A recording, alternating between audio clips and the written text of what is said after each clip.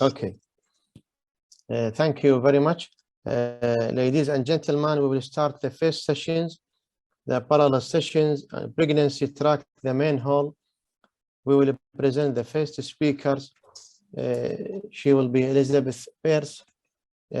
She will talk about the thyroid autoimmunity, pre and antenatal outcome. She's a professor, she's a clinical investigator, endocrinologist, epidemiologist who had made significant contribution in all field of thyroid and pregnancy. She is from Harvard Medical School, Boston, Massachusetts. Professor Elizabeth, you are with me? You are with us?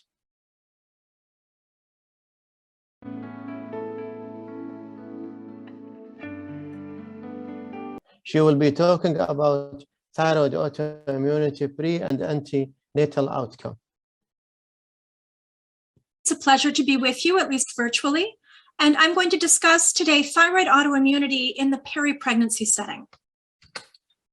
So I want to start by thinking a little bit about the epidemiology and natural history of thyroid autoimmunity in pregnant women and in the peri-pregnancy setting.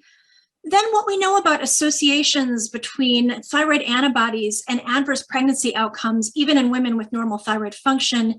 And then I'll finish by thinking about the interventional trials that have been performed to date to try and improve those outcomes. So to start with, this matters because it's common. So antithyroid antibodies are present in a large proportion of pregnant women. It's been estimated that the TPO antibodies are present in about anywhere between 5 and 14% of women, and similarly thyroglobulin antibodies in about 3 to 18% of women in pregnancy. And women with any kind of personal or family history of autoimmune disease are at higher risk for this. Older age is a risk factor, being of European ancestry. Both iodine deficiency and iodine excess can be associated with increased risk for thyroid autoimmunity. And then specifically for the TPO antibody positivity, iron deficiency is known to be a risk factor. Now, the frequency, the prevalence of thyroid autoimmunity in pregnancy depends a bit on when you do the testing, because antithyroid antibody titers tend to be high in the first trimester and then to decline over the course of gestation. So in this classic study by Danielle Glynauer and colleagues, they looked at TPO antibody titers in the first trimester and then again at the time of delivery. And on average, those titers decline by about 60% as pregnancy progresses. And often those titers then increase again in the postpartum setting. Those antibodies do cross the placenta from mother to fetus. So TPO and thyroglobulin antibodies, as far as we know, do not have adverse effects on the fetal thyroid. Maternal TSH receptor stimulating antibodies in Graves' disease cross the thyroid placenta and can affect the fetal thyroid, but I will not be addressing those today. Now, the antibody titers decline as pregnancy advances, but actually the permeability of the placenta to those antibodies may increase. So how the balance of those two factors shakes out in individual patients can be somewhat variable. We know that women who have TPO antibody positivity are at risk for having higher TSH levels. And really in those TPO antibody positive women, the normal bell-shaped curve for TSH levels shifts rightward. So you can see that here, that the antibody positive women are in the white bars, antibody negative women in the black bars. And again, those TSH levels will tend to be somewhat higher in those women with antibody positivity. Now, one of the major drivers of change in thyroid function in normal pregnancy is HCG. And recall that human chorionic gonadotrophin levels rise in pregnancy till about week 10 or 12 of gestation, and then they start to decline. And HCG stimulates the thyroidal TSH receptor. So when those HCG levels are high in early pregnancy, that will drive an increase in thyroid hormone production. And that increase in circulating thyroid hormone then in turn will feed back at the pituitary hypothalamus and cause a decline in TSH. So normally in early pregnancy, TSH levels are a little bit lower than outside the pregnancy setting. Now, this is an analysis that looked at those factors we just discussed, so maternal TSH, HCG, and free T4 levels. But this analysis from Tim Korovar and colleagues in 2017 stratified pregnant patients based on TPO antibody status. And what you see on the left-hand side of each of these panels, and they're basically reproduced because this was done in 2 cohorts simultaneously, is that there is a positive linear relationship between maternal HCG and maternal free T4, and an inverse linear relationship between maternal HCG and maternal TSH. That's what I just showed you on the prior slide. But on the right-hand side of each of these panels are the women who were TPO antibody positive. And you can see that those normal relationships between maternal thyroid status and maternal HCG levels are lost in these TPO antibody positive women. And somehow this antibody positivity seems to, blunt or diminish the normal thyroid response to HCG. And as a consequence, what we may see in women who are TPO antibody positive is not that normal, downward trend in TSH and then upward again in early pregnancy that you see in the blue line here. But in the red line, you may see just a slight increase in TSH when pregnancy begins, and that may continue to rise. So women who are TPO antibody positive are at increased risk for the development of hypothyroidism as pregnancy progresses. And the current American Thyroid Association guidelines they don't recommend screening for thyroid antibody positivity in every pregnancy. But if you happen to know that a patient has positive TPO antibodies or thyroglobulin antibodies, it is reasonable to test TSH periodically in the first half of gestation when the thyroid is trying to respond to HCG and when thyroxine binding globulin levels are rising and the system is very dynamic, just to make sure that if a woman's TSH level rise to above normal, that you can initiate thyroid hormone replacement. So the recommendation is if you know these patients are antibody positive, check the TSH every 4 weeks in the first half of pregnancy. Now, the other thing that is strongly predicted by TPO antibody positivity in early pregnancy is risk for postpartum thyroiditis.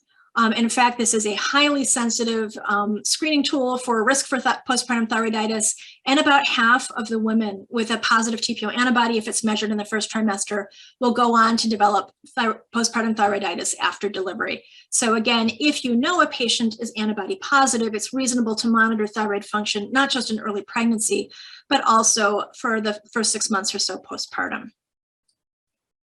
So shifting gears a little bit to think about what we know about the effects of antibody positivity in women where the thyroid function remains normal in pregnancy.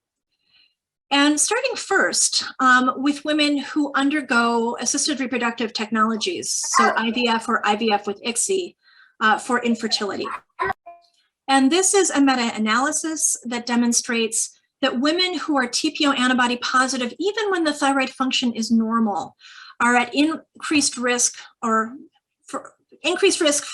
lack of live birth. So basically are less likely to have a live birth after assisted reproductive technology than women who are TPO negative, again, even when the thyroid function is normal. We also know that in general, pregnant women who are TPO antibody positive are at about a 2 to 3-fold increased risk for having miscarriage. That's shown here in this meta-analysis. It's now over 10 years old, but that's been confirmed over and over in studies really over the last 2 to 3 decades. We know a little bit less about the association between TPO antibody positivity and recurrent miscarriage. That's more than 3 miscarriages in the same patient, just because this hasn't been studied as carefully as just solitary miscarriage. But this meta-analysis published in 2020 did suggest that women who are TPO antibody positive, again, even if euthyroid, are at increased risk, not just for miscarriage, but also for recurrent miscarriage. And then finally, another outcome that's been very strongly associated with maternal antibody positivity is preterm delivery. This slide looks at data from a large thyroid and pregnancy consortium. I am one of many, many members of this group, and we now have 19 prospective cohorts which comprise 47,000 mother-child pairs, and we're able to do individual participant level meta-analyses. We looked here at maternal antibody positivity and risk for preterm delivery, and saw first, actually, interestingly, that thyroglobulin antibody positivity in this data set did not predict preterm birth, but TPO antibody positivity does. And it's true in women who are euthyroid, and that risk is higher in women where the TSH is also elevated. So we know that there is a risk for pregnancy loss in patients who are particularly TPO antibody positive. What we really don't understand very well is why that is the case. And there are a number of hypotheses for explaining this observed association. So certainly one hypothesis is that this isn't a real association at all, that what we're seeing is confounding, that women who are thyroid antibody positive tend to be older, and older women are more at risk for miscarriage. And certainly in some of the earlier studies, there wasn't good control for confounding variables, but in more recent analyses, I think that's not the case. So I think this probably is a real association.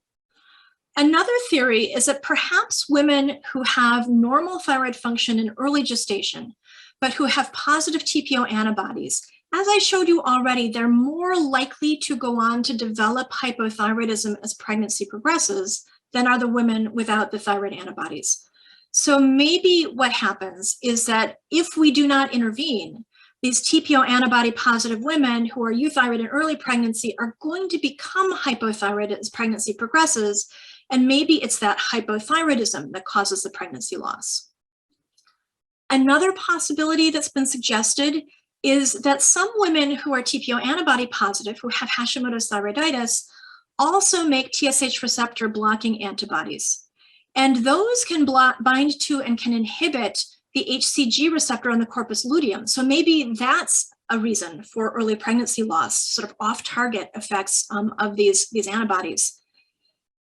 Another possibility, though, is that the risk of pregnancy loss has nothing at all to do with thyroid status, that TPO antibodies are simply a marker for that autoimmune milieu in general.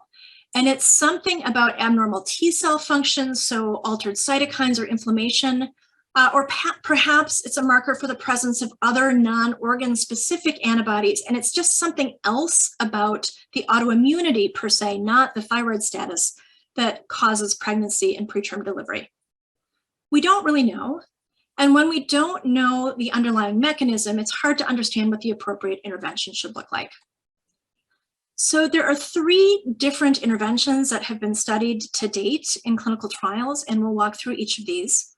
The first is glucocorticoids. And so the theory here is that if we can just dial down immunity with glucocorticoids, perhaps if that's the underlying reason for pregnancy loss, perhaps we can improve outcomes. This has been studied in a handful of very small trials so far. So this is the first one. This is an N of 60 euthyroid, so TSH less than 2.5 in pregnancy, women with either TPO or thyroglobulin antibody who were randomized prior to in vitro fertilization to either prednisolone starting at 5 milligrams a day and continued, started at the egg retrieval and continued through the first trimester for the women who became pregnant, compared to women who got no treatment. So low dose corticosteroid versus no therapy in a small group of women. And you can see that in the blue bars, the women who got the prednisolone had a greater likelihood of clinical pregnancy after their ART procedures. There was a non-significantly increased risk for increased likelihood of live birth after treatment, and there was an insignificantly lower risk for miscarriage. So maybe some evidence for benefit. Another even smaller trial with an N of just 48 had a very similar design, but here randomized women to prednisone before, not IVF, but before intrauterine insemination. So in this protocol, women got 10 milligrams a day of the starting dose of prednisone that was tapered down over the 4 weeks before the intrauterine insemination procedure compared to placebo. Pregnancy weights were significantly higher in the prednisone-treated patients. Miscarriage rates were non-significantly higher in that group. And honestly, this is probably underpowered to really sort of give us a definitive answer. So we have 2 very tiny trials, some evidence perhaps suggesting benefit, but also some concern that we really don't know what it would mean in terms of safety to put large numbers of women, remember up to 15 to 18% of pregnant women are antibody positive, on glucocorticoids potentially throughout pregnancy. So in the absence of really enough data to understand that risk-benefit ratio clearly, currently the American Thyroid Association recommends specifically against the use of glucocorticoids in women who are TPO antibody positive and euthyroid and are either preconception or pregnant. I will note that the ATA guideline is currently undergoing revision, and probably in about 2 years, we will have a new and updated guideline that will be coming out. And certainly we will be revisiting the evidence around this at the time of this revision. So the next intervention that has been studied in interventional trials is selenium. And in trials outside the pregnancy setting, there is some evidence, although not unequivocal evidence, that selenium supplementation can reduce antithyroid antibody titers. There are 3 trials currently that have looked specifically at what happens with selenium supplementation, specifically in the pregnancy setting. And again, this is an intervention that would be designed to kind of dial down the autoimmunity rather than specifically alter thyroid hormone levels. So the first trial we have here is done back in 2007. This was led by Roberto Negro and done in Italy, which is a part of the world that has deficient selenium in the diet, unlike, say, the US where I practice. So this is a background iodine intake that may be different from where you practice. And here they randomized women starting at 10 weeks gestation to either 200 micrograms of selenium daily or placebo. The women who were eligible for this trial were women with TPO antibody positivity and who were euthyroid. The primary outcomes here were actually postpartum outcomes, and the treatment was initiated 10 weeks of gestation. It was actually continued for a full year after delivery. So you can see in the blue bars, these are the TPO positive selenium treated women, N of 77 in that group compared to 74 who got placebo. There was a significantly decreased likelihood of the development of postpartum thyroiditis in the treated women compared to the untreated women, although it was still higher than the risk in TPO antibody negative women overall. And there was a decreased risk similarly for the development of de novo hypothyroidism within 12 months after delivery. Looking specifically at the TPO antibody titers, they declined in both the treated and the untreated women over gestation. Usually those antibody titers decline in general over the course of gestation. After delivery, the TPO antibody titers, though, rose in the women who were not treated with selenium and did not rise as much in the women who were treated. So some evidence perhaps of an effect on postpartum thyroid dysfunction and postpartum TPO antibody titers. Subsequent to that, we have this trial, a slightly larger trial done in the UK, which is another region that is is deficient in selenium in the diet. Here they randomized 115 women to selenium supplementation, again, starting in the sort of late first trimester and continuing here until delivery. The dose they employed here was lower than in the trial I just showed you, 60 micrograms a day compared to 200. And women, again, eligible if they're TPO antibody positive and euthyroid. So what they saw here was, again, both groups had a decline in TPO antibody titers as pregnancy progressed, which we would generally expect to be the case. And that decline was not different here in the selenium treated versus the untreated women. In addition, they saw no effect on rates of thyroid function. And then finally, there's an even smaller trial. Here, an N of only 45, again done in Italy. This is a selenium deficient part of the world, across multiple centers. And again, a somewhat similar protocol, women here randomized to selenium supplementation versus no treatment, or actually here versus placebo. This was initiated at 10 weeks gestation.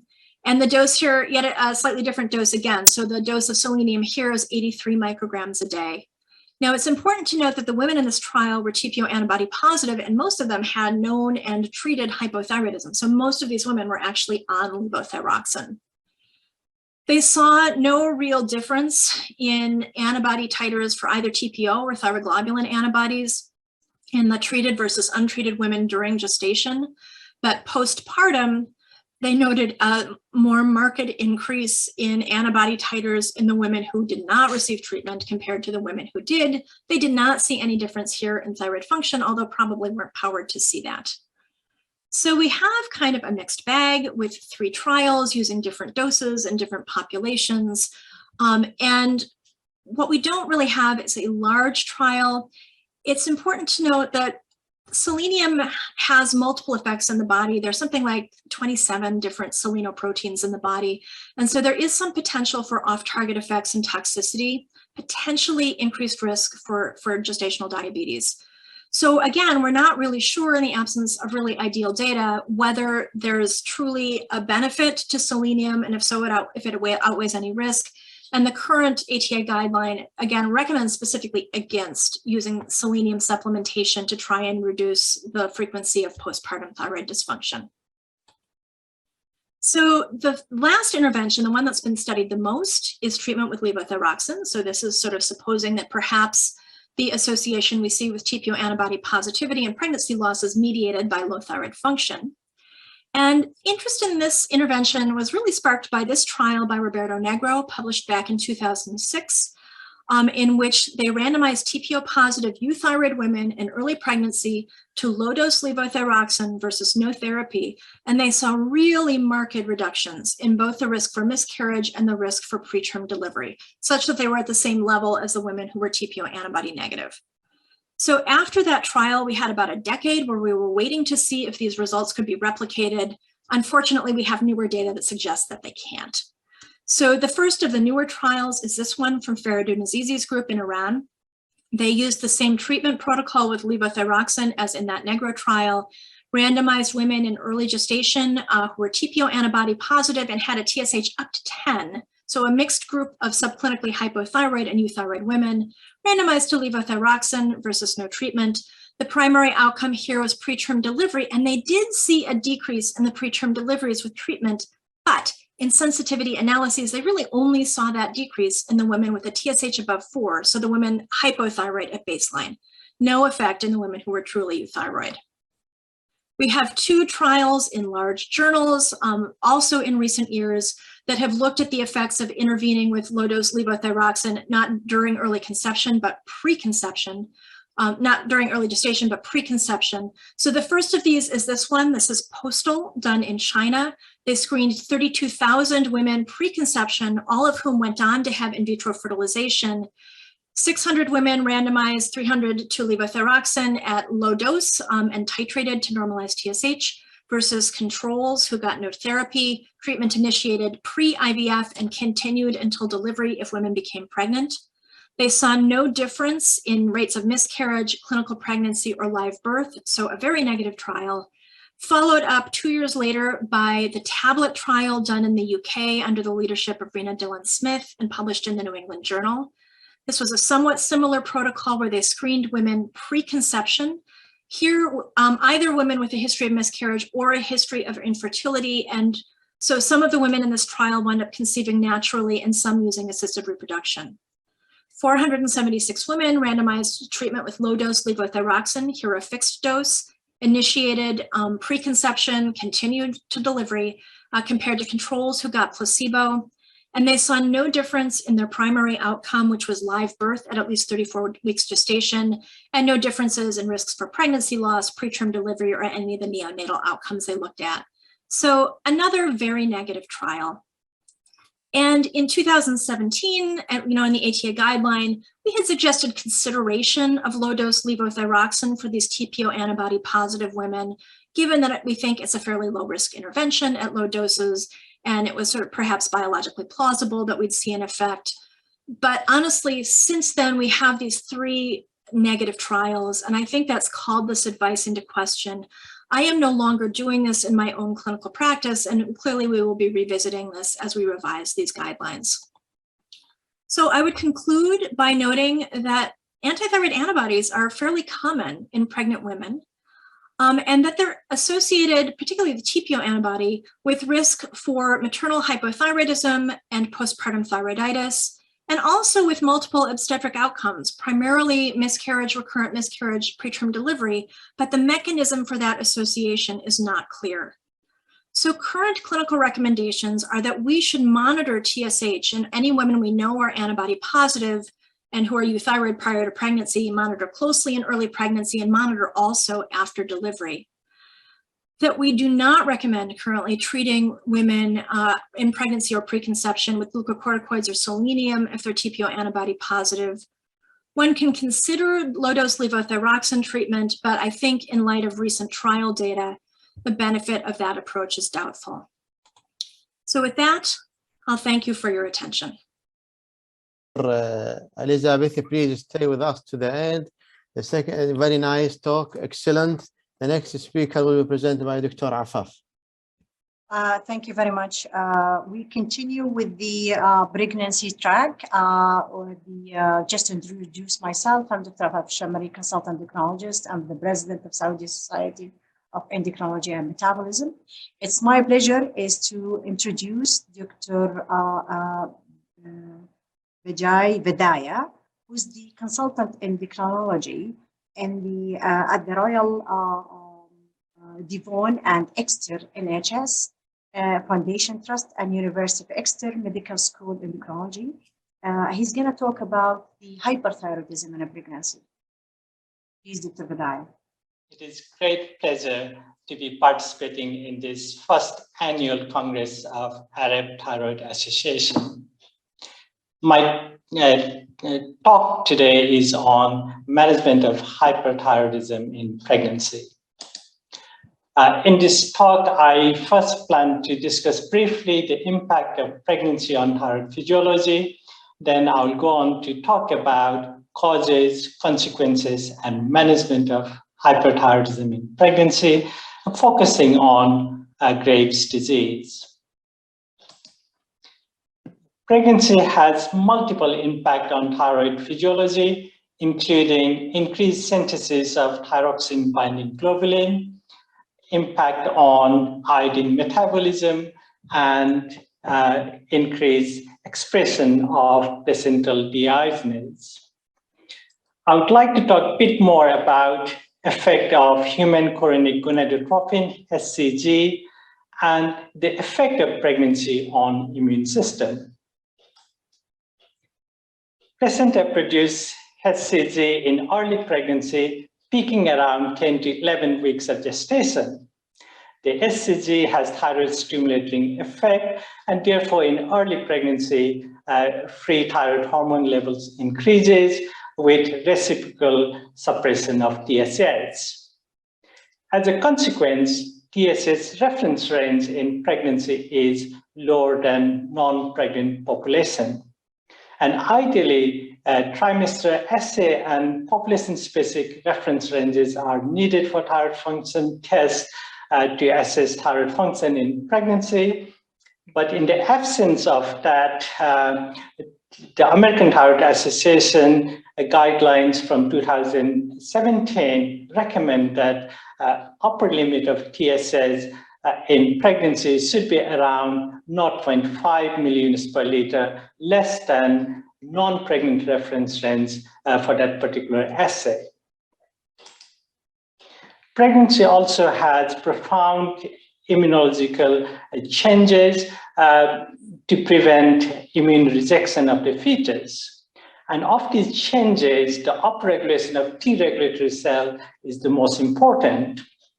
This upregulation of T regulatory cell suppresses immune system, allowing fetus to develop in the uterus. With increased function of T regulatory cells in the pregnancy, there is decrease in antibodies during the pregnancy, and therefore many autoimmune diseases, including Graves' disease, tends to improve in pregnancy, but there is increased risk of relapse after delivery. So how common is hyperthyroidism in pregnancy? Overt hyperthyroidism, defined by high free thyroid hormone levels with suppressed TSH, occurs in about 1% of pregnant women in the first trimester and about 0.5% in the second trimester. Subclinical hyperthyroidism defined by suppressed TSH with normal free T4 and free T3 is more common, particularly in the first trimester, but this condition is not associated with adverse pregnancy outcomes, and therefore the treatment is not routinely indicated. And therefore, for the rest of the talk, I will focus on overt hyperthyroidism. So the two most common causes of overt hyperthyroidism in pregnancy are Graves' disease, which is autoimmune hyperthyroidism, and gestational transient thyrotoxicosis. Gestational transient thyrotoxicosis is a common cause of hyperthyroidism in early pregnancy, and this is caused by activation of TSH receptor by HCG, and therefore it is more common in conditions where the HCG levels are high, such as twin pregnancy and hyperemesis gravidarum. It is rarely associated with mutation in TSH receptor gene and occasionally occurs in the presence of biologically more active form of HCG. Gestational transient thyrotoxicosis improves spontaneously with free T4 normalizing around 14 to 15 weeks and TSH normalizing around 20 weeks. How can we distinguish between gestational transient thyrotoxicosis and Graves' disease? As in contrast to Graves' disease, gestational transient thyrotoxicosis is associated with mild or no symptoms of thyrotoxicosis.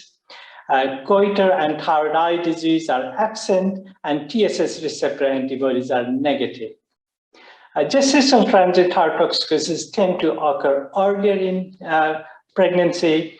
However, the gestational diagnosis, thyroid hormone levels, and serum HCG levels are not good for distinguishing between these two conditions because of the overlap. Gestational transient thyrotoxicosis is not associated with obstetric complications, and antithyroid drugs are usually not necessary. In contrast, Graves' disease is less benign condition. Untreated or suboptimally treated Graves' disease is associated with serious maternal and fetal complications, as illustrated by this study published nearly 100 years ago before the discovery of antithyroid drugs. And as you can see, less than 50% of pregnant women with hyperthyroidism resulted in normal delivery. And the rest of the pregnancy ended with miscarriage or stillbirth or had premature birth. And this study from nearly 40 years ago has shown that a good control of hyperthyroidism in pregnancy reduces obstetric complications. And as you can see here, a woman who had good control of hyperthyroidism in pregnancy, represented by green bars, had significantly less adverse event as compared to women whose thyrotoxicosis were uncontrolled during pregnancy, as shown with the blue bars. Even at present, the adverse pregnancy outcome in maternal hyperthyroidism remains unexpectedly high. So this is a recent study from United States, which include large number of pregnant women, nearly 17,000 pregnant women with hyperthyroidism, and over 9 million controls. And as you can see, the adverse events such as preeclampsia, premature birth, small for gestational age, and stillbirth were significantly higher in women who had hyperthyroidism during pregnancy as compared to controls. So what are the treatment options for Graves' hyperthyroidism in pregnancy? Radioiodine is absolutely contraindicated, and thyroid surgery carries a significantly higher risk of complications in pregnant women as compared to general population, so it should be avoided if possible, and therefore antithyroid drugs are the treatment of choice. Which antithyroid drugs should we use? So there are two groups of antithyroid drugs, carbimazole and its active metabolite metamazole, and then propylthiouracil or PTU. And there are no randomized controlled trials of these drugs in pregnancy, but it is thought that both carbimazole and PTU are equally effective and have similar transplacental transfer. So the choice of antithyroid drug is based on differential side effects profile with birth defects associated with carbimazole and liver toxicity associated with propylthiouracil. And I would like to illustrate that with a case of a woman who we saw about 10 years ago. So she was 30 years old, had Graves' disease, and was treated with carbimazole and levothyroxine. She had unplanned pregnancy, and following pregnancy, the block and replacement regime was changed into carbimazole alone and was treated with carbimazole until delivery. She delivered at 38 weeks. And this is her daughter, and she had multiple congenital malformation, including aplasia cutis, shown here on the scalp. She had major surgery at 4 months for patent vitreointestinal tract. She had laryngomalacia. She has nasal dectomer duct atresia. And she also had mild facial dysmorphism. And as you can see, she had thin lips, narrow nostrils, wide nasal bridge, as well as upper slanting palpebral aperture, very similar to other children who were also exposed to carbimazole in utero. And in the recent years, several large epidemiological studies have provided strong evidence for an association between carbimazole use in early pregnancy and birth defects. And this is one of the studies from Denmark, where the women who were taking carbimazole or metamazole in pregnancy had significantly higher incidence of birth defects as compared to women who were unexposed to antithyroid medications. This study also showed that women taking PTU had a higher rate of birth defects as compared to unexposed women, but less than those who were taking metamazole or carbimazole. And several other studies have shown the similar results, and therefore current evidence suggests that the birth defect is less common with PTU as compared to carbimazole, and also that the PTU is associated with less severe birth defects. However, PTU is associated with severe hepatotoxicity, and there have been several case reports published in literature. And this severe hepatotoxicity associated with PTU can lead to liver transplant and even maternal and fetal death. The incidence of severe PTU-associated birth defects is estimated around 1 per 500 pregnancies.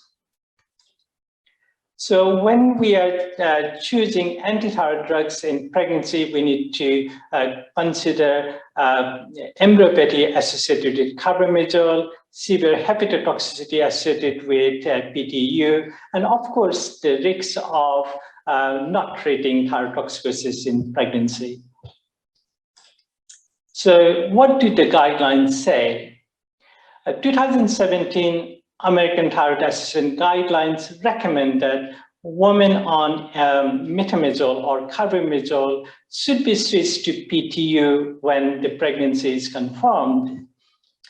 The European Thyroid Association guidelines is slightly different and recommend these women should be switched to PTU when planning pregnancy or during the first trimester. But there is a consensus that if the pregnant woman needs antithyroid drugs in pregnancy, PTU is the drug of choice. And if you start antithyroid drugs at later pregnancy, metamizole or carbimazole is preferable. It is also important to note that the gestation week 6 to 10 is the critical period when the fetus is most sensitive to teratogens. Peter Larberg and colleagues have recommended that, proposed that in women who are on small dose of antithyroid drugs and have normal thyroid function may stop antithyroid drug on the day of positive pregnancy test, and you can follow them without antithyroid drugs with regular thyroid function test until a second trimester, so that you can avoid antithyroid medication in this critical period. When you use antithyroid drugs in pregnancy, it is important to monitor carefully to prevent fetal hypothyroidism and goiter. And we need to aim to keep free T4 at the upper end of the reference range. And that is because mean fetal free T4 level is lower than the maternal free T4. If you keep maternal free T4 in the lower 2/3 of the normal range, more than 1/3 of the babies will have hypothyroidism. You may be able to decrease or stop antithyroid drug at the later stage of pregnancy. And lastly, you should not use block and replacement regime in pregnancy. When we're treating Graves' disease in pregnancy, we need to remember fetal and neonatal thyrotoxicosis, which occurs due to placental transfer of TSS receptor antibodies and stimulating baby's thyroid gland. The high titers of maternal TSS receptor antibodies are predictive for fetal and neonatal thyrotoxicosis, and risk increases significantly if the titers are 3 to 4 times upper limit normal. It is important to remember that the babies born to women treated with thyroidectomy and radioiodine can develop fetal and neonatal thyrotoxicosis, particularly in case of radioiodine, if the treatment has been given within 2 years of conception. And it is also important to note that mother's thyroid function may be normal despite fetal and neonatal thyrotoxicosis. And that I would like to illustrate with a case we recently saw. So this is a 36-year-old woman with Graves' disease. She had thyroidectomy about 3 years ago and is on levothyroxine with normal TSS at 8 weeks of gestation. We checked her TRAb level at 12 weeks, which was very high, 24-fold upper limit of normal. We repeated this at 24 weeks, and it remained very, very high. So we monitored the baby's fetal heart rate every week and fetal ultrasound every 2 weeks. And at 30 weeks, she was admitted with fetal heart rate of 175 to 200, normal being 120 to 160, suggesting that the baby has developed fetal thyrotoxicosis.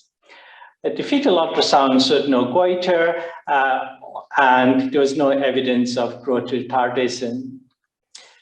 So she started on carbimazole at 30 weeks, with which fetal heart rate came down to normal.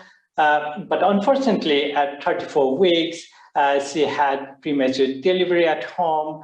She was also tested positive for COVID-19. And at birth, the baby had signs of thyroid eye disease. Her thyroid function test showed neonatal thyrotoxicosis, and she required carbimazole for a few months.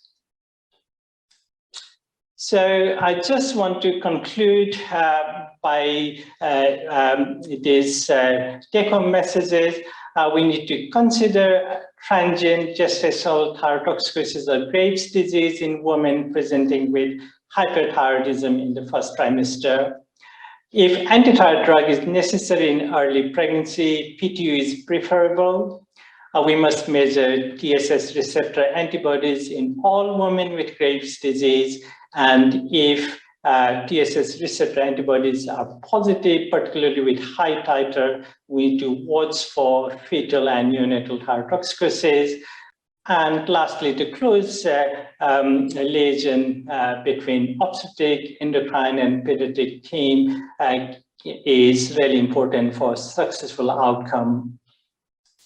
Thank you very much.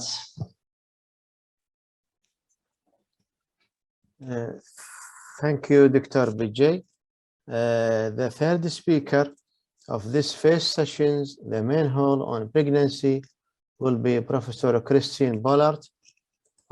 She is Professor of Endocrinology, Institute of Applied Health Research, University of Brigham, United Kingdom. She will be talking about effect of iodine deficiency on thyroid function. I would like to thank the organizers for asking me to talk on the effects of iodine deficiency on the thyroid. These are my conflicts of interest. As an overview of what I'll be talking about, I have a few slides on iodine requirements and how we assess iodine status, then the varying effects of iodine deficiency and in particular iodine replacement on thyroid disorders, how we can prevent iodine deficiency, and then I'll move on to effects of iodine deficiency in pregnancy and during lactation. So as this audience knows, adequate iodine nutrition is important for the production of thyroid hormones. If there is iodine deficiency, this impairs growth and cognition, and this is the leading preventable cause of mental impairment in childhood. Iodine deficiency generally is classified according to the population median urinary iodine concentration, or UIC, according to WHO criteria. Sources of iodine in our diet come mainly from bread, milk, and other dairy products, but may also come from seaweeds. And this table here illustrates the amount of iodine that is present in these various foodstuffs. This is a map here that shows iodine status across the globe. So the green areas are those areas where children, adults, and pregnant women are sufficient. But you can see the yellow areas, this is where pregnant women are insufficient, are quite widespread, including in the United Kingdom. And then there are areas such as in Russia and the Far East, where there is significant iodine deficiency in all these groups. Mandatory salt iodization is not present in all countries, and you can see that data on pregnant women is lacking in quite a few of these countries. So iodine deficiency disorders affect people at all ages, but have differential effects depending on the age of the person that's affected. So in all people, it can induce goiter, and in severe iodine deficiency, hypothyroidism. During pregnancy, they cause particular problems and may result in miscarriage, endemic cretinism, and infant mortality. It results in impaired mental function for children and adolescents, as well as for adults, and this may then be related to reduce work productivity, as well as a number of thyroid problems. WHO recommendation for iodine intake is that for children and adults aged over 12 years, this should be 150 micrograms per day and higher in pregnancy. And that is because during pregnancy, there is an increased demand on iodine supply. Again, as this audience is aware, there are a number of changes to thyroid function in pregnancy, and there is an increased demand on the thyroid. So the number of physiological changes are given here. But in particular, what I'm focusing on here is that there is an increase in urinary iodine concentration and therefore an increased iodine requirement. This is in addition to other factors which put stress on the maternal thyroid in order to provide sufficient iodine and thyroid hormone supply to the fetus. And this is really important for obstetric outcomes as well as for neurocognitive development in the offspring. Again, these are criteria, WHO criteria for epidemiological assessment of iodine nutrition in the population. You can see that in school-aged children and adults, an urinary iodine concentration of a minimum of 100 micrograms per liter is rated as adequate. 50 to 100 will be insufficient, and lower than 50 will be severely insufficient. In pregnant women, this is different. Adequate urinary iodine concentration is given as between 150 and 250, and excessive amounts in non-pregnant people is greater than 300 and greater than 500 in pregnant women. And again, during lactation, there is a slightly higher demand for this. So how can we measure iodine status? Well, like I said, the most standard way of doing this, certainly at the population level, is by measuring a median UIC. You could also measure thyroglobulin, and there is an increase in thyroglobulin both with inadequate as well as with excessive intake. This is something that changes more rapidly than waiting for development of a goiter, but of course a lot of patients may have thyroglobulin antibodies, and this is a less sensitive marker than the urinary UIC. In newborn, all newborns will have a TSH measurement to screen for congenital hypothyroidism, and certainly in infants who are iodine deficient, you are more likely to find a TSH that's greater than 5 millunits per liter. Goiter rates is a further way in which you can assess this, but of course palpation of goiter is notoriously bad at assessing goiter rates, and there are no really recommended ultrasound volumes of thyroid that are established for pregnant women and infants. So looking then at various effects of iodine deficiency on the thyroid, this first looks at development of goiter. This was a study in China in 3 different areas, one with insufficient iodine, urinary iodine concentration, one with sufficient, and one with excessive iodine concentration. And you can see that for diffuse goiter, there is this U-shaped curve. So both with insufficient and excess iodine, there is an increase in diffuse goiter. Nodular goiter is more common in areas with insufficient iodine intake. And if you then look at what happens once you supplement iodine, so these are studies from Denmark, where a lot of the studies have actually been undertaken.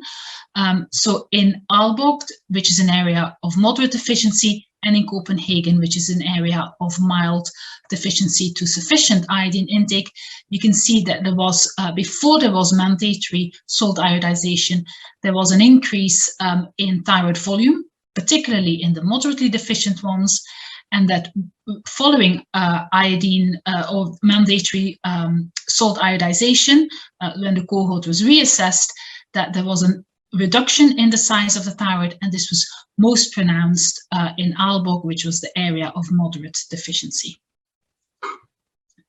Looking then at hyperthyroidism, and again, this is from the same cohorts that were studied in Denmark. The top 2 lines here are for the area with moderate deficiency, the bottom ones with mild deficiency. So with age, there is an increased risk of toxic nodular hyperthyroidism, and this was particularly pronounced in the moderately deficient area, but was also present in the mildly deficient area.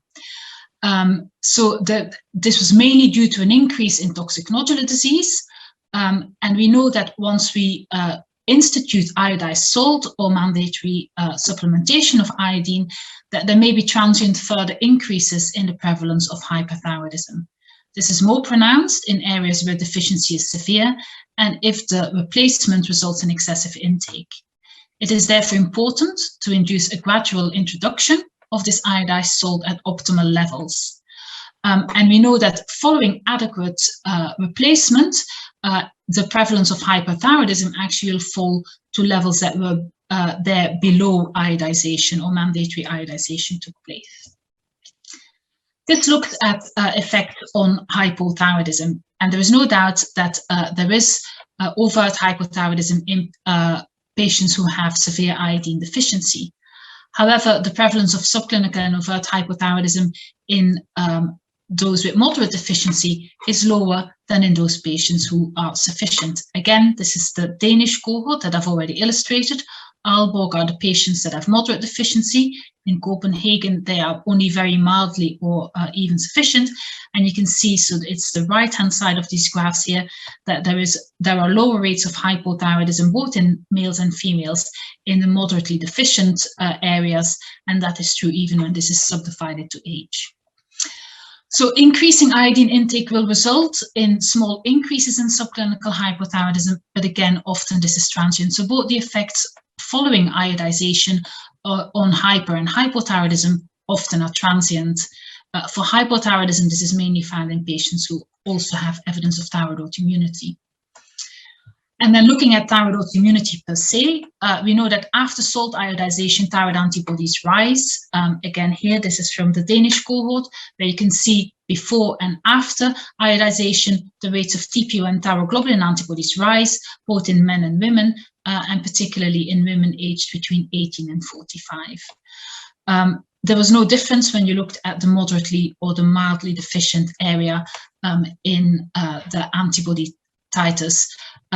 But we know that patients with autoimmune thyroiditis are at an increased risk of hypothyroidism, especially when we expose them to excess iodine. And again, it is possible that these findings are transient.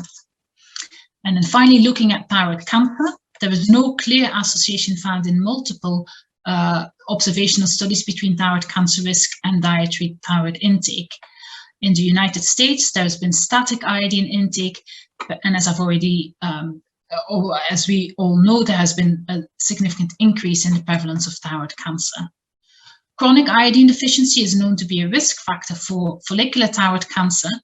And what this study here quite nicely illustrated was in iodine sufficient areas that there is a predominance of papillary cancers that are prevalent, whereas in iodine deficient areas, it is a predominance of follicular cancers. But in Austria, where there was an implementation of mandatory salt iodization, you can see there was a shift in the ratio between papillary and follicular cancers, with an increase in the number of papillary cancers and a reduction in more aggressive follicular cancers with salt iodization.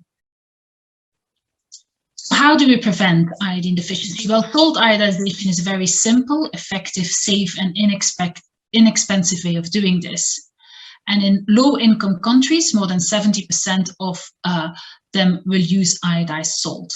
However, in high-income countries, 80 to 90% of salt consumption comes from processed foods, and often this does not contain sufficient iodine. Many countries will have mandatory salt fortification, but this is not present in the US and the United Kingdom, despite there being evidence of mild to moderate iodine deficiency, certainly in certain groups. Iodine supplementation during pregnancy and breastfeeding should be encouraged, but again, in the United Kingdom, the free antenatal supplements do not contain iodine. Looking then specifically at effects of iodine during pregnancy, and these graphs, or this slide here illustrates the prevalence of iodine deficiency in pregnant women. This is a nice study from Iran, which I thought was relevant because it's in the Middle East, where before this period here, there was no fortification of no iodine fortification, and you can see that the median urinary iodine concentration in pregnant women was below the threshold. But following mandatory fortification, this was actually within the sufficient range. In the United Kingdom, there have been a number of studies that have looked at pregnant women and the iodine status. So all UICs were determined in the first trimester of pregnancy. People were variously on supplements or not, but you can see that in all these groups, the median urinary iodine concentration is low, indicating that pregnant women in the United Kingdom are iodine insufficient.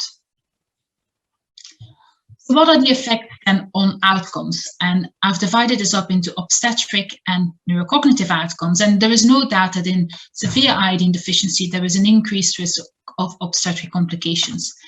This is a study that I was involved in, looking at the ALSPA cohort and looking at a large number of singleton pregnancies, 42 of whom resulted in a pregnancy loss. The median urinary iodine concentration, again, indicating that this cohort of patients was iodine insufficient. And you can see for all these various obstetric outcomes, there was no difference across the groups of mild, moderate to severe iodine deficiency. So it does not seem that in mild to moderate iodine deficiency, obstetric outcomes are particularly pronounced, and a number of meta-analysis and systematic reviews have been performed since, and they have confirmed this. Looking then at neurocognitive outcomes, so this is the same study, the ALSPA cohort, a study published in 2013 in The Lancet. You can see just over 1,000 women with singleton pregnancies who had a urinary iodine concentration measured in the first trimester of pregnancy, and child IQ was determined at 8 years or reading ability at 9 years. And you can see that in those patients with moderate to severe iodine deficiency and those with mild iodine deficiency, that the verbal IQ and the reading scores were lower than in those mothers that were actually iodine sufficient. So again, this was a landmark paper that sparked off a lot of further research.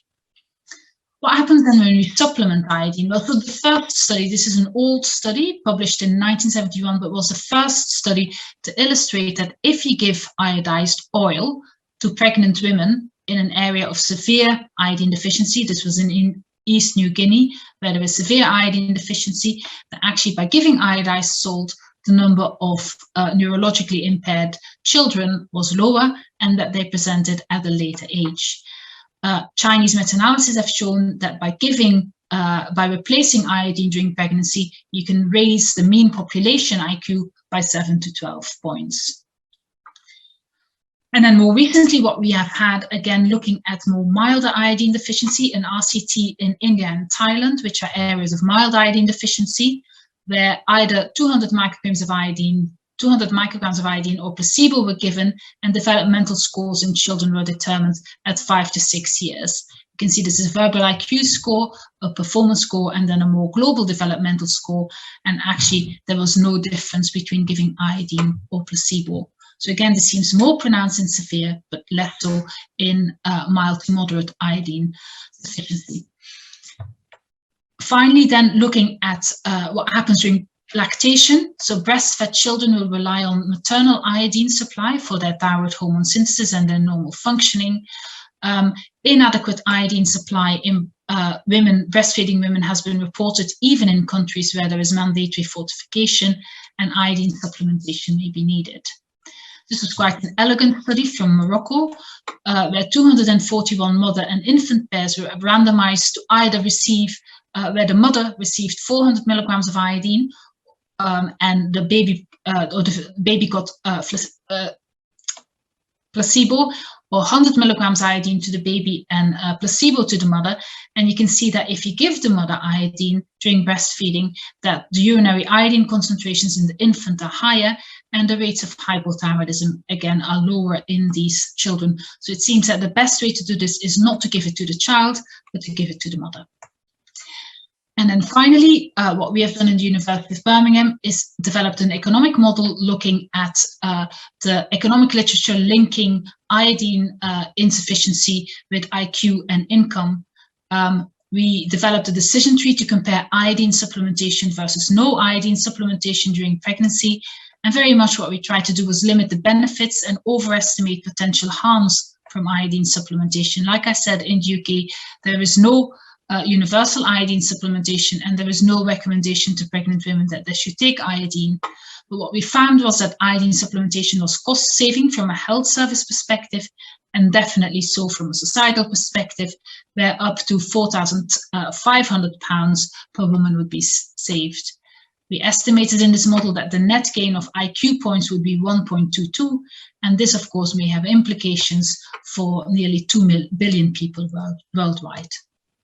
So to summarize, adequate iodine nutrition is crucial for normal development and thyroid function. There are still large areas of insufficient iodine intake across the globe, especially in pregnant women. You determine iodine status by measuring a urinary UIC.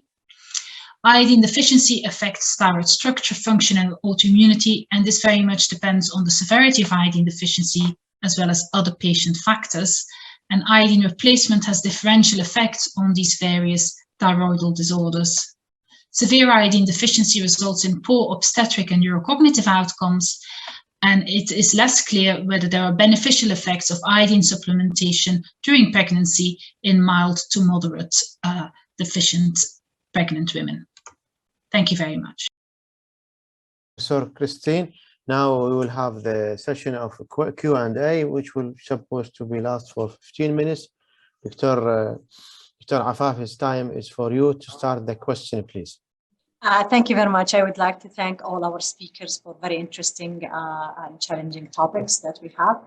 And the first question, I think, is still Dr. Christine with us? All of Yes, us, yeah. all of them. Yeah, yeah, I know, but Dr. Christine, she has to leave the session. But can we start with the questions that we have? I am not sure if you have the answers for the... I'm okay for this session. It's my second No, session. she will, she will stay with us. I'm okay for this Sure. session. Yes. Yeah, okay. Okay, I thought for the session. No, Okay, second so session. we will start with the question with the iodine. I think someone from Iraq sent the question as to which extent iodine deficiency is prevalent in Iraq. I don't know if you're aware about it or not.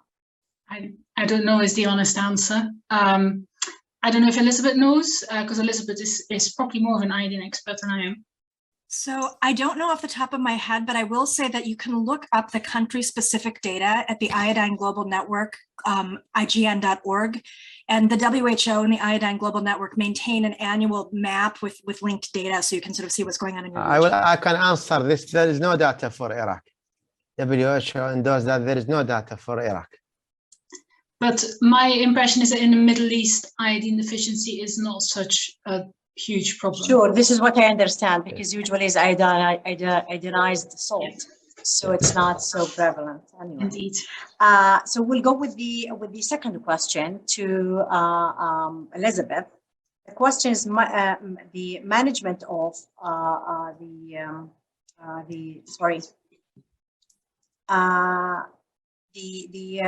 from this clinical trial confirmed that thyroid antibodies are not pathognomic, even if it reached a high titer. Follow-up is enough? So right now, I don't think any of the trials looking at interventions for TPO antibody positive euthyroid women are really showing definitive evidence of benefit. But I do think we have good data from observational natural history studies that we know those are women who are at risk for developing hypothyroidism either in pregnancy or in the postpartum setting. So I do think monitoring is appropriate, but at this point, I don't think I would treat those women. Okay, thank you. The second question for Dr. Vidai is, should we monitor treated Graves women with the TRAP to decide optimal time for conception? Yeah, I think that's a good question. I think the risks of the TSS receptor antibody positivity in pregnancy, I don't think there's a data at the moment. I wouldn't routinely check TSS receptor antibodies in all pregnant women, but obviously if the pregnant woman has hyperthyroidism, it will be important to check TSS receptor antibodies, because that is one of the ways we can distinguish whether it is gestational transient thyrotoxicosis or Graves' disease. I say, is there any comment from our speakers?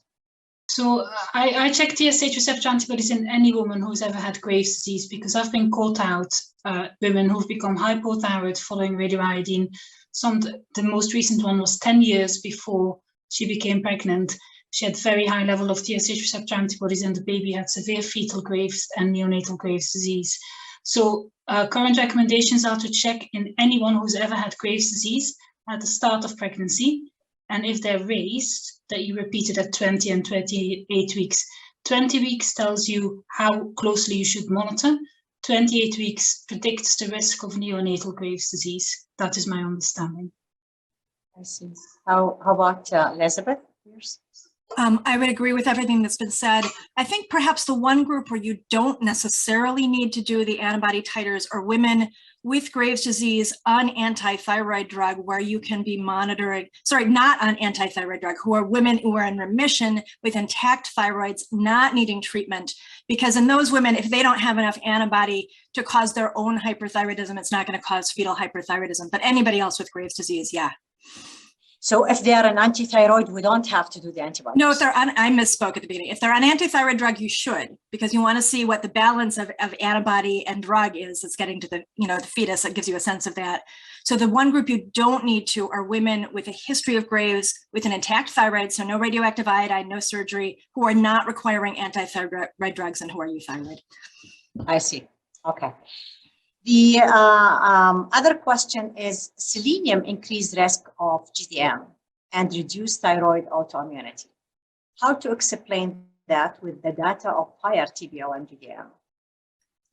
So, selenium, it's been studied a lot outside the pregnancy setting.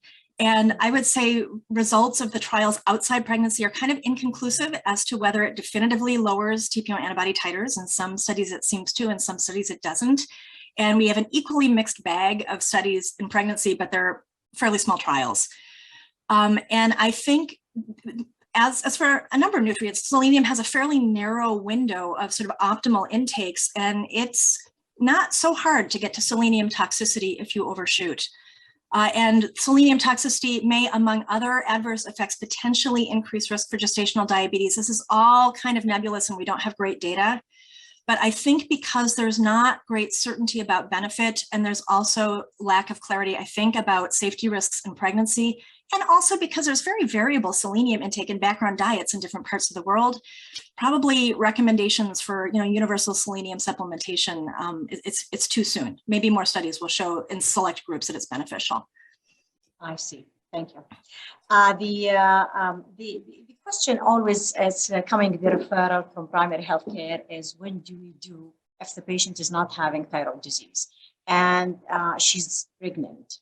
Do we have to do thyroid function tests for all pregnant women if they don't have family history of the thyroid diseases, and she's not having goiter and she's not having previous pregnancies thyroid disease? So do we have to do thyroid function as an important test to do it with the first trimester? If so, if happen to have the thyroid function test, what is the level of TSH? We know the TSH level in pregnancy, especially for the first trimester, is lower than the norm. We don't have range for the pregnancy range TSH. But if the TSH above what should be, if the hypothyroid patients, suppose it is like when we say the first trimester is 2.5 and the patient's having like 3.5 and T4 is normal and she doesn't have goiter, do we have to treat or just observe? Do you want me to go? Yeah. Shall I kick off? I have quite strong views about this. You've touched on 2 points that are under big debate. Universal screening, which is your first question. My answer is no. We should not do universal screening. We should do targeted screening in high-risk groups. And I think that's what the majority of national and international guidelines would recommend. If you do a thyroid function test and then you have to act on the result, there's no point doing a test and not acting on the result. Most current guidance would say, if TPO antibody positive and above the upper pregnancy-specific reference range, you may consider treatment. If it's within the reference range, I probably would not. But so your threshold for doing that would be higher depending on TPO antibody positivity. I don't know whether my colleagues agree, but those are my views. I am very much against universal screening. I don't think it is right. Okay. What about the others? So I'll jump in. I also do not recommend universal screening right now. I think we just don't have enough evidence of benefit, and mostly what you would uncover is mild hypothyroidism, and we're really not sure if there's a benefit to treating those women. In terms of treatment for subclinical hypothyroidism, again, hugely controversial. Current guidelines, which is what I do in my own practice, recommend treating if the TPO is positive and the TSH is above, gestational upper limit of normal, which is about 4, probably in early pregnancy for most assays. And we don't really know if treatment of mild TSH elevation in the 4 to 10 range when the antibodies are negative is beneficial. I do tend to treat those women because I think levothyroxine is a low risk intervention, but important to note that we don't have definitive evidence of benefit in that group. Yeah. What about the Dr. Bediah? Okay, so I think one of the things about targeted screening is that if you just do targeted screening, you'll miss about 25 to 30% of women with mild thyroid disease. But having said that, I think I agree with Christine and Elizabeth that universal screening is probably not. We don't have enough evidence to support universal screening for the reason Christine and Elizabeth alluded to. So I agree on that targeted screening. So with regards to the upper end of TSS, I think currently I initiate treatment if the TSS is around 4.5, which is our upper limit of reference range. But if somebody is already on thyroxine, I try to keep it below 5 to ensure that they have got enough thyroid hormone replacement.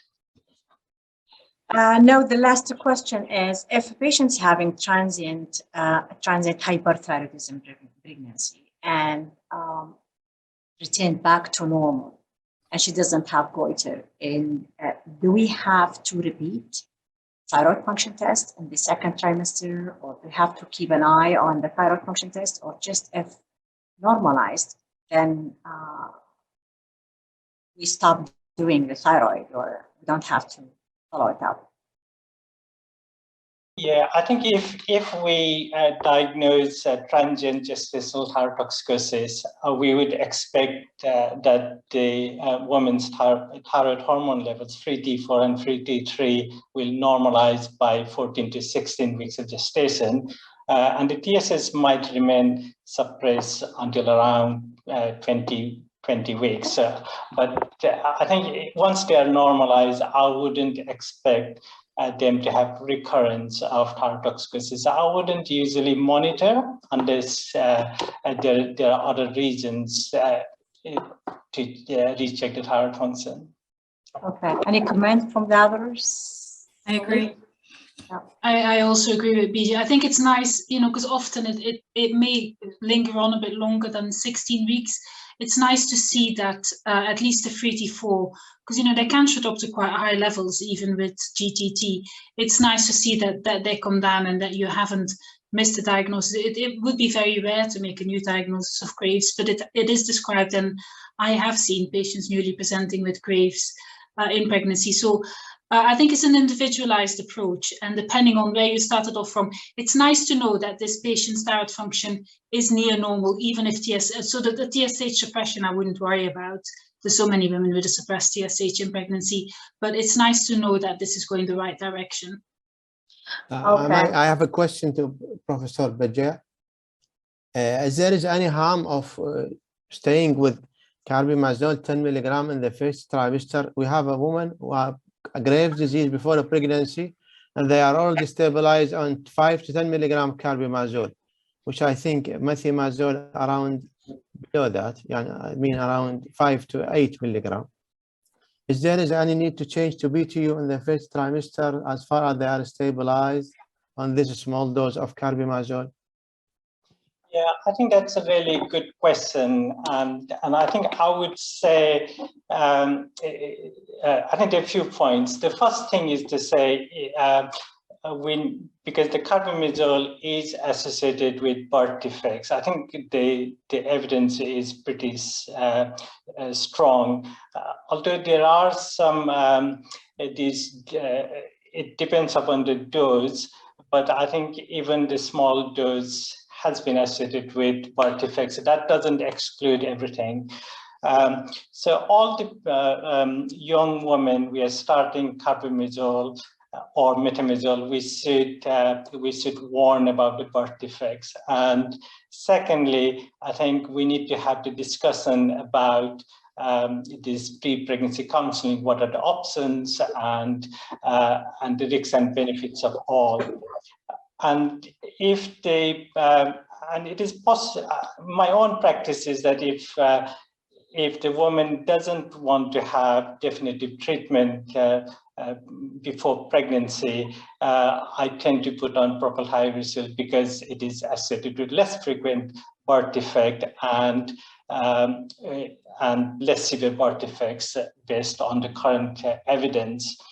But unfortunately, I think some of the pregnancies are unplanned, and if they ring that they have become pregnant on carbimazole, I tend to follow Peter Larberg's approach, where I would check the thyroid function test, and if the thyroid function is normal, and if they are on small dose of carbimazole, I would just stop it and then monitor regularly so that we can avoid antithyroid drugs during that critical period, the 6 to 10 weeks of gestation. Any comment from other? Yeah, I would agree. The data from the large database, especially the Korean database, shows that there's actually no benefit swapping from carbimazole to PTU in early pregnancy. So I don't know how many weeks your lady is. If she's already 10 weeks, I don't think there's any point. So always try and stop if you can, or use the lowest possible dose. But if she's had 10 weeks on carbimazole, whatever's going to be is going to be.